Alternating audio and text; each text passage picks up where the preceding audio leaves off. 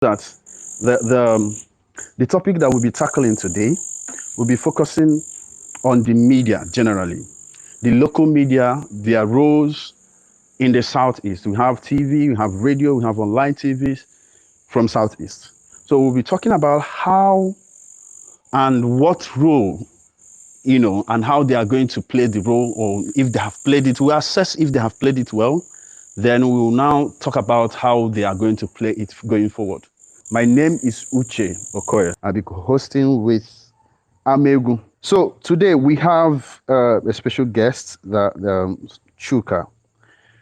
Chuka will be taking us on the very topic that we're going to be discussing today. Chuka, by the way, is he's a solution strategist. He's a music-preneur and talent developer, and of course, serial entrepreneur. I believe that he's going to give us in-depth analysis of what we are going to be discussing today. Mr. Chuka, you're welcome. Thank you for having me. Thank you. All right. So, Chuka, tell us, what do you think about the role of media in the creative industry? Well, I guess when you're talking about media, you're talking about radio, TV, and the rest of the conventional media before we talk about the new media, right? Okay. Exactly. We are talking about conventional media for now.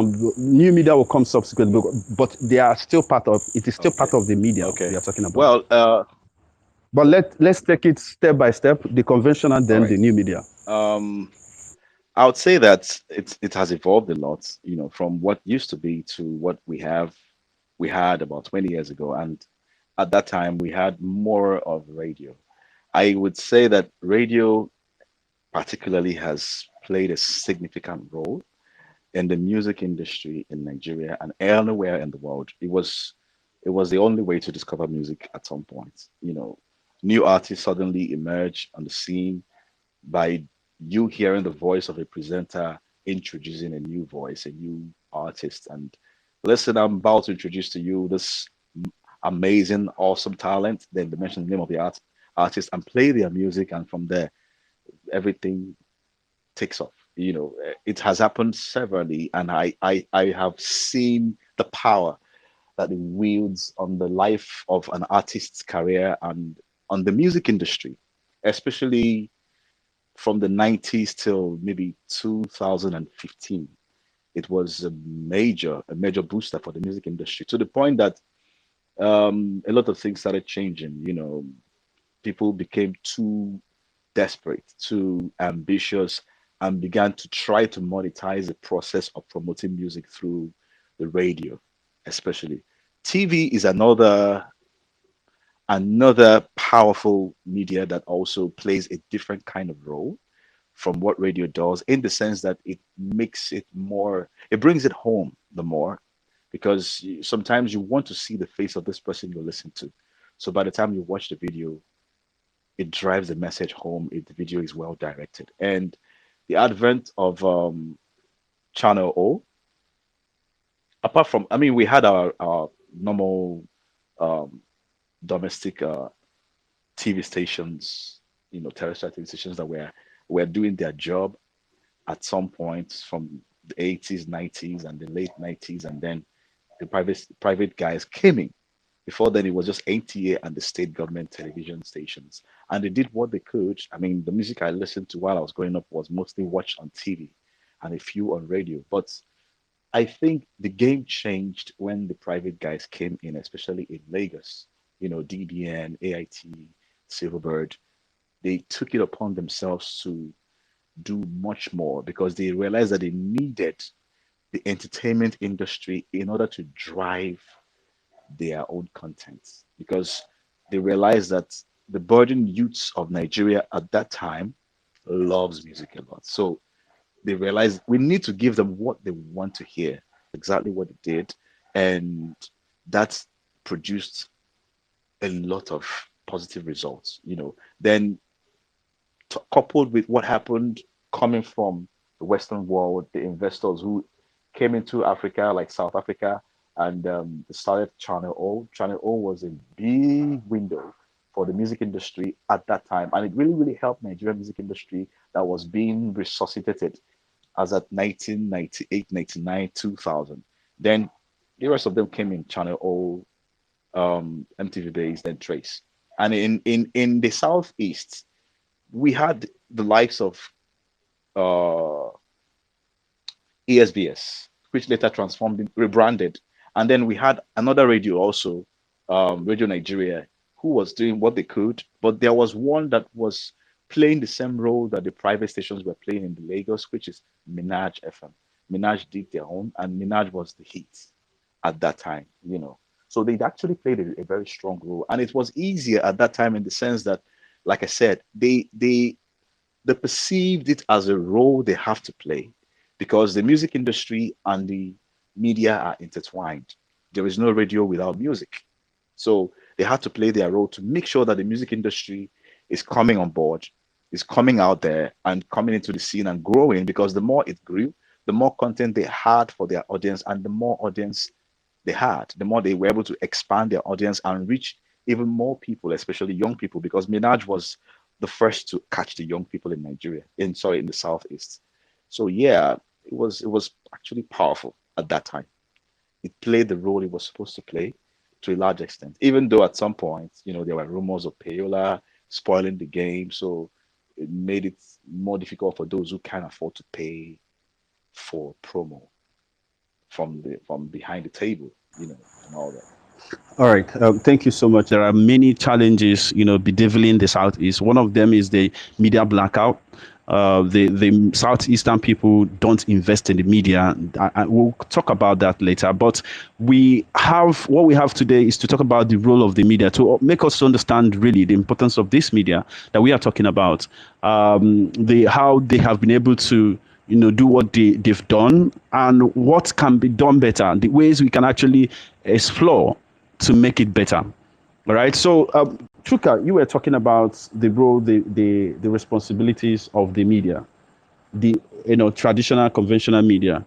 Is it Yes. right for me to ask you, how can they, the practitioners especially, incorporate the modern media or modern trends in order to remain relevant, in order to upgrade their skill or upscale their skill, whichever way? How are they going to do that? Is there any solution inside? Because currently see that the media houses in the Southeast, they lack that external exposure. They mainly revolves around, they revolve around Southeast, which is very limited. So is there any way they can break this barrier in order to gain external attention, if not international attention? Yes, I believe that it's possible. The thing is that something happened. It's called disruption. You know, from 5, 7 years ago, there was a disruption, and that disruption has been ongoing. So when you are a gatekeeper in a certain sector in an industry for a long time, you've gained ground. You build your blocks, you build your mold, you mold your company after what you're doing, and after you solidify, it becomes very difficult to evolve, especially if you have run it for a long time, because even your leadership are getting older. They are stuck in their ways. So most of the times what happens is that a new set of guys, new kids on the block, younger people are always the ones who come to disrupt. And when they disrupt it, they take it from there and they kick. And most of the times what happens is that the bigger guys look at them and see them as a threat rather than joining what's going on. They try to attack them, or they try to ignore them, or look down on them, and before you know it, they have taken over. And that's what's happened in the Nigerian music industry. There was a time when if you are not on radio, nobody will ever know you. But today, some artists actually blow without going on radio. So what we need is either having new radio stations with new leaders, with new mindsets, who can a bring the audiovisual part of this broadcasting business into their operation. A few people have already evolved in the industry. For instance, Beat FM has evolved, Cool FM has evolved. A few others have evolved in the sense that most of their interviews, they record it and capture it with their cameras, put it on their YouTube channel, always feed their YouTube channel with content. So those who can't see them or can't hear them because these people are not within their geographical location, can watch them on YouTube live while it's ongoing, and can also watch them later if they miss the program. That's a beautiful thing about the new media. It doesn't just go live; it stays there. So you come back to it at your own convenient time. This is one part of it. So the music, the radio stations in the southeast, I don't know how much they have embraced this aspect, the audio visual aspect of radio.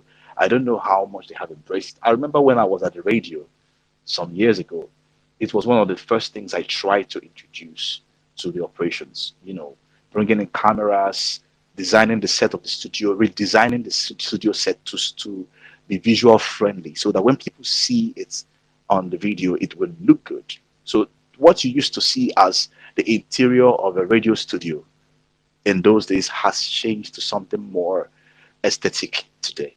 It's way more attractive today. You understand? So that is something that needs to happen more in the southeast. I believe that the private sector driven radio stations in the southeast, like Urban FM, um, Sound City FM, Dream, Ogene, there are several of them in Anambra, Enugu, Imo, and Abia, even Darling FM, Imo State, and so many other ones. I think there are more than 20, 25 radio stations right now. There's a need for an awakening to the fact that the industry has evolved and they need to go with it.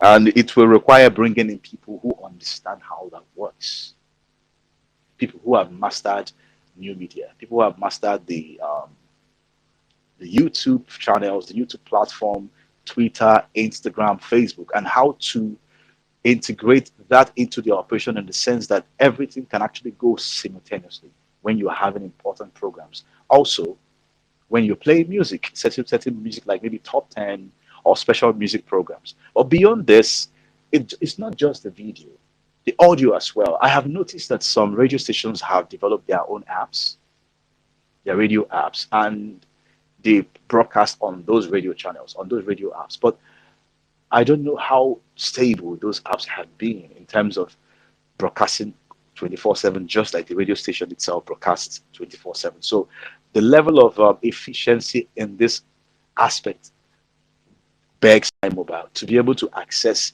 content online as it goes. This means that anybody who is listening to radio will have to use the internet it gets from MTN, Airtel, and the rest of them. And then the radio stations themselves, the cost of running their operation is much bigger because they don't have competition amongst the ISPs supplying the internet they require for this to work very well. But that is not enough excuse, because this is something that is supposed to expand their business, expand their market, expand their reach, even into the diaspora. Because right now, like you said in the last conversation we had, everybody needs to be thinking global, because Nigeria has gotten attention. I remember when I was saying this to my friends, we used to talk about this, seriously and passionately about 15 years ago, how Nigerian music is going to go global. Today, it's a reality, and everybody needs to come on board in the sense that they are waiting for more. They want to access more. So we need to be able to put our stuff on platforms that are not limited to geographical locations, and the only way is the internet. So they need to embrace the internet tools that are available, and that works by bringing people who are internet savvy, social media savvy, digital marketing savvy, and new media savvy. In fact, every radio station should have a new media team of people who do this. This is their job, not just one person. Like the times I've seen the radio stations I've been to, they usually have a social media manager. That's not enough.